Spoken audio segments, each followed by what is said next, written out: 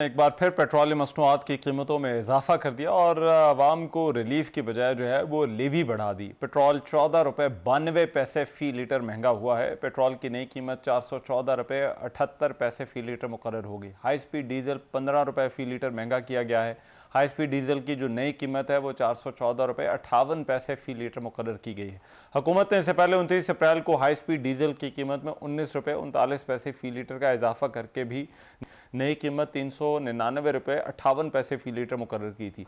हुकूमत की जानिब से पेट्रोल पर लेवी 13 रुपये 91 पैसे फ़ी लीटर बढ़ाई गई है, जिससे पेट्रोलियम पर लेवी की शरह अब 117 रुपये 41 पैसे फ़ी लीटर हो गई है। इसी तरह से डीजल पर जो लेवी है वो 13 रुपये 91 पैसे फ़ी लीटर बढ़ाई गई है, जिससे डीजल पर जो लेवी की शरह है वो 42 रुपये 60 पैसे फ़ी लीटर हो गया। पेट्रोलियम मसनूआत की कीमतों में इजाफे के बाद मुल्क में जो पब्लिक ट्रांसपोर्टर्स हैं उन्होंने खुद किराए में इजाफा कर दिया। गुज़िश्ता दिनों मुल्क में महंगाई जो है वो वजारत ख़जाना के तखमीने से भी ज़्यादा हो गई थी। सालाना बुनियाद पर अप्रैल में महंगाई की शरह डबल डिजिट यानी 10.89% तक पहुँच गई थी, जिसकी वजह जो थी वो पेट्रोलियम मसनूआत की कीमतों में इजाफा था। इदारा शुमारियात ने हफ्तावार महंगाई से मुतालिक ताज़ा रिपोर्ट जो है वो जारी की थी, जिसके मुताबिक मुल्क में महंगाई की शरह में मजीद इजाफा रिकॉर्ड किया गया। साथ ही रिलेटेड एक खबर यह है कि IMF के एग्जीक्यूटिव बोर्ड ने पाकिस्तान के लिए 1.29 अरब डॉलर के कर्ज की मंजूरी भी जो है वो दे दी है। अब ये जो सूरत हाल है महंगाई और पेट्रोल की कीमतों में इजाफा, इस पर बात करने के लिए डॉक्टर खाकार नजीब मेरे साथ है, माहिर मईशत। उनसे इस हवाले से बात करते हैं। डॉक्टर साहब बहुत शुक्रिया आपके वक्त का। डॉक्टर साहब ये जो पेट्रोल मसनूआत की कीमतों में इजाफा हम देख रहे हैं, हुकूमत कहती है हमारे पास कोई और ऑप्शन जो है वो नहीं है। क्या इस वजह से ही हुकूमत को ये कीमतें बढ़ानी पड़ी हैं कि कोई और ऑप्शन हुकूमत के पास नहीं है इन कीमतों को बढ़ाने के अलावा? रहमान साहब, एक तो समझने की बात यह कि इंटरनेशनल कीमतें मिडल ईस्ट की वजह से बढ़ी हैं। जो $65 का तेल था वो $100 के करीब ट्रेड कर रहा है, तो ये तो अपनी जगह बात बिल्कुल कायम है। दूसरी बात ये भी कायम है कि एक PDL, जिसको पेट्रोलियम डेवलपमेंट लेवी कहते हैं, जो कि इस वक्त शायद 117 रुपए के करीब चली गई है पेट्रोल पे, और तकरीबन 42 रुपए के करीब है डीजल पे। जो रिसेंट राइज आया है, ऑफ कोर्स इसमें दोनों को 14 रुपए के करीब बढ़ाया गया है। और इसकी वजह यह है, just to explain to you, कि अगर आप 117 और ये जो 42-43 रुपीस को ऐड करें तो ये 160 रुपए बन जाते हैं।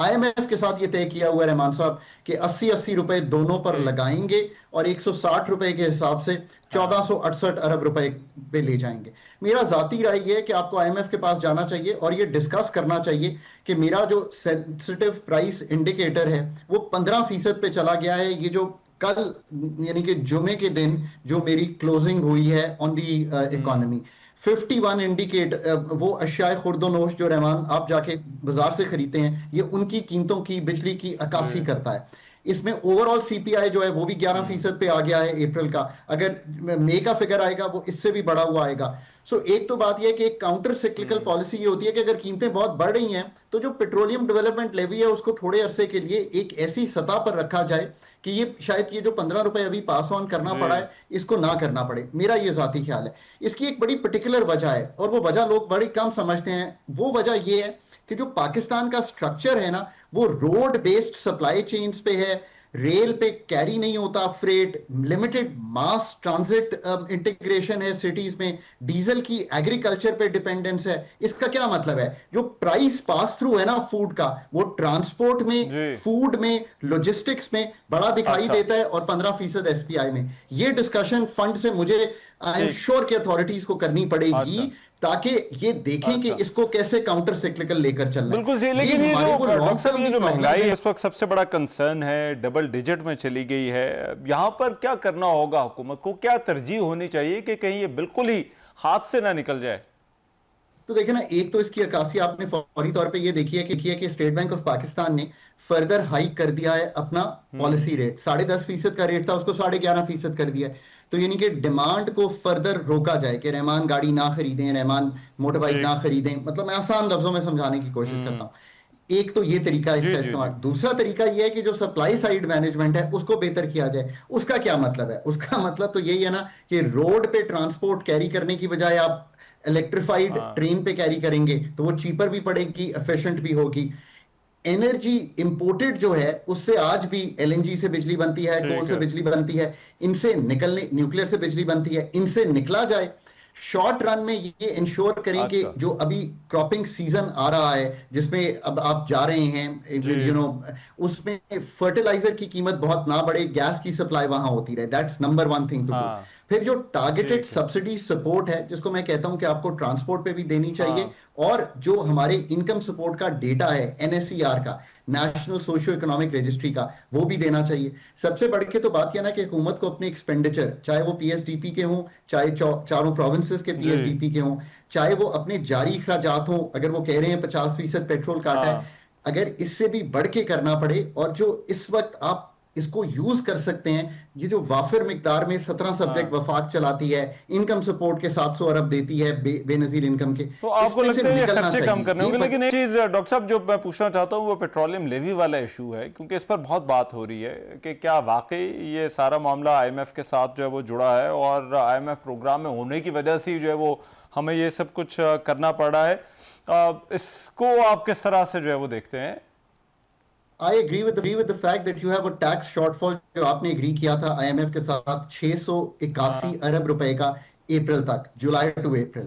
अगर ये 2 महीने और लगा लूं तो ये कहीं 900 अरब के करीब चला जाएगा। So the fund will say to you कि ये पैसे कहां से आएंगे। अगर आप पीडीएल में भी और शॉर्टफॉल क्रिएट करते हैं तो ये कैसे करना है? That's a real question Pakistanis need to ask themselves. IMF is a matter of negotiation. Go back to the IMF and tell them कि हम क्या क्या मुहरकात अप्लाई कर सकते हैं, क्या क्या इंस्ट्रूमेंट्स हैं जिससे हम कुछ टैक्स फॉल को कंट्रोल कर लेंगे, ये शॉर्टफॉल इतना और नहीं बढ़ेगा। दूसरी बात, उनको ये कहें कि हमने अगर इस वक्त 1300 अरब के करीब कलेक्ट कर लिया है पीडीएल में और 1468 का ही टारगेट था, so let's not try and exceed that target. ये दूसरी बात है। आईएमएफ के प्रोग्राम में होना आपके बहुत से क्वांटिटेटिव टारगेट्स को फिक्स कर देता है, रहमान, ये बात सही है, बट आईएमएफ में 24 दफा होना आपको ये दिखाता है कि ये जो चीजें हैं इनके अंडरलाइंग प्रॉब्लम्स तो अभी भी सॉल्व नहीं हुए। डीरेगुलेशन अभी भी नहीं हुआ, फ्रेट कैरी अभी भी उसी पे हो रहा है। डायरेक्ट टैक्सेशन का इंपैक्ट आप इसलिए नहीं क्रिएट करते कि मैन्युफैक्चरिंग और पर्सनल इनकम टैक्स से बढ़ के डायरेक्ट टैक्सेशन में जाना मुश्किल है। विदहोल्डिंग टैक्सेस, प्रिजम्पटिव टैक्सेस, ये सब अपनी जगह लगे हुए हैं। अब आप आईएमएफ को एक अभी बोर्ड हो गया, अभी आई एम श्योर उनकी टीम आएगी to discuss with you for the budget. ये सारी चीजें अगर एक कॉम्प्रिहेंसिवली डिस्कस कर पाएंगे, बट मेरा ख्याल नहीं कि ये सब कर पाएंगे। उसकी वजह ये है कि अगर हम ये सब कर पाते तो हम पहले ही क्यों ये कहते कि 54% हम मैन्युफैक्चरिंग पे टैक्स लगाएंगे, हम 38% पर्सनल इनकम टैक्स लगाएंगे, हम पीडीएल को इतना बढ़ाते हुए 1468 अरब ले जाएंगे।